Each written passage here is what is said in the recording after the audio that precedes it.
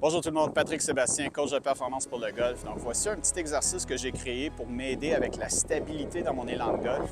C'est un exercice qui était inspiré par une vidéo que j'ai vue de Xander Schauffele qui expliquait les ressentis qu'il recherche à différentes parties de son élan dans ses pieds et dans ses jambes. Okay? Puis c'est la partie dont je me concentre le plus en ce moment. Je trouve qu'il y a un manque de stabilité, puis il y a un manque de fondation technique au niveau du mouvement dans mes pieds et dans mes jambes. Fait que je fais beaucoup de recherches là-dessus, je fais beaucoup d'expériences dans mon gym en ce moment avec mon jeu de pied et mon jeu de jambes pour justement aller chercher la stabilité, mais aussi la puissance et la vitesse que je peux créer avec mes jambes. Donc voici ce qu'il a expliqué, puis j'ai trouvé ça super simple et super facile à appliquer. Okay? Donc je me mets dans mon élan, je me mets dans ma position de frappe. Donc, quand je commence à amener mon bâton vers l'arrière, là, ici, en passant, j'ai un poids de 5 livres. C'est une masse.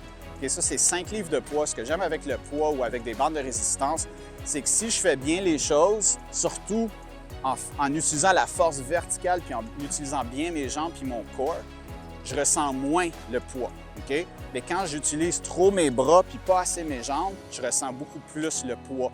Donc, c'est une façon de m'assurer que j'utilise bien mes jambes, que j'utilise bien mon corps, de rajouter du poids. Puis en même temps, c'est un bon entraînement pour mon corps puis pour mes jambes. Fait que c'est un win-win. OK?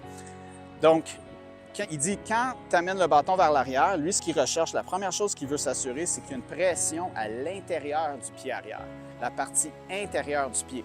Ça a super bien résonné avec moi. Pourquoi? Parce que l'année passée, j'ai vu une vidéo d'un de mes élans de driver.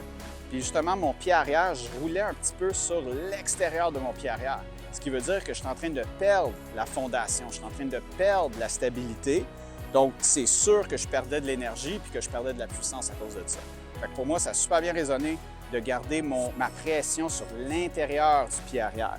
Ensuite, une fois qu'il arrive ici, là, ce qu'il recherche, c'est une pression au niveau du fessier arrière. Fait que là, il y a une pression dans le sol avec l'intérieur du pied arrière. Puis, il ressent aussi une pression au niveau du fessier arrière. Fait que là, il est en train de loader sa jambe arrière. Ça va être une grosse source de puissance. OK? Donc, comme ça ici. Puis là, la partie la plus importante, c'est quand il parle de transition, la transition de pression dans les pieds. Ici, il veut que la pression passe de l'intérieur du pied arrière au talon du pied avant. OK? Puis quand on pousse le talon dans le sol, ça va activer le fessier de l'autre côté. C'est ça qui va nous aider à pousser dans le sol puis créer la force verticale qu'on recherche avec la jambe avant. OK? Fait qu'une dernière fois, sur mon élan arrière, je mets de la pression sur mon pied arrière à l'intérieur du pied arrière. Ensuite, je ressens de la pression dans mon fessier de la jambe arrière.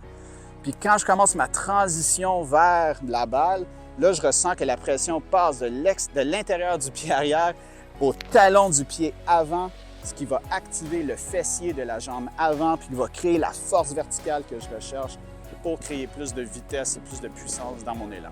Puis quand on utilise un poids comme ça ici, ça nous permet de voir si on fait bien les choses parce qu'on ressent moins le poids. Et en même temps, disons que je fais des répétitions comme ça ici, ça me donne un exercice pour, premièrement, répéter les aspects du mouvement que je recherche, mais en même temps, ça va renforcer mon corps, renforcer mes jambes. Si on fait un entraînement, c'est toujours une bonne idée de faire les deux côtés, même si on ne fera pas de l'autre côté, c'est pas grave.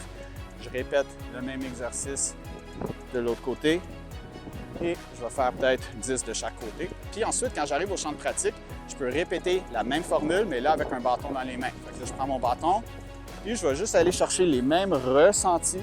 Ça, je vais le répéter une dizaine de fois avant de commencer à frapper des balles pour m'assurer que je fais bien les choses, même quand j'ai une balle en avant de moi et que j'essaie de bien frapper mes coups. OK?